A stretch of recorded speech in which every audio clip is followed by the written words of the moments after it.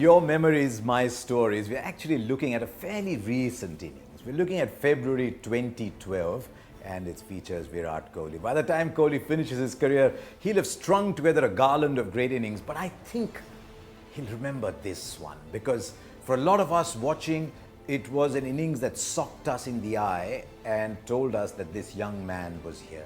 He already had a World Cup winner's medal, remember, but just before, his test career was in complete disarray.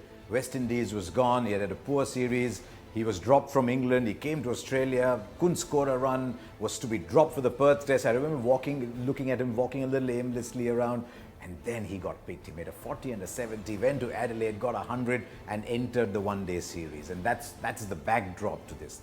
India going to the game in Hobart, as always, on a net run rate situation. India to beat Sri Lanka in 40 overs, come what may.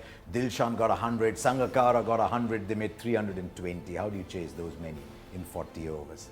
Virat Kohli's 133 not out came off 86 balls. It was remarkable not just for the execution, but for the manner in which it was planned. Because I asked him afterwards, or it might have been at a press conference or whatever, he was asked, how did you plan that innings? And he said, we had to get there in 40 overs, but we play a lot of T20 cricket. IPL was already 4 years old by then. And so we told ourselves that we will play this like two 20-over matches back to back. We'll play one T20 game and start playing another T20 game after that. That's 40 overs. The thinking was remarkable in its clarity.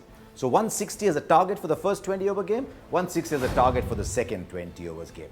When he said that, I went back to the commentary of that game and looked up the score. At the 20-over mark, India are 160 for 2.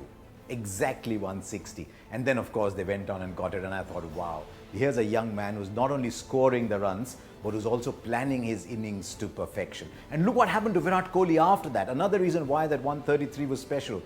His next 4 innings were 108, 66, that 183 against Pakistan, chasing 330 and 106. And all of a sudden, the genesis of the Virat Kohli we knew was upon us. And that is why I think that will always go down as a very special innings for Virat Kohli and therefore for Indian cricket.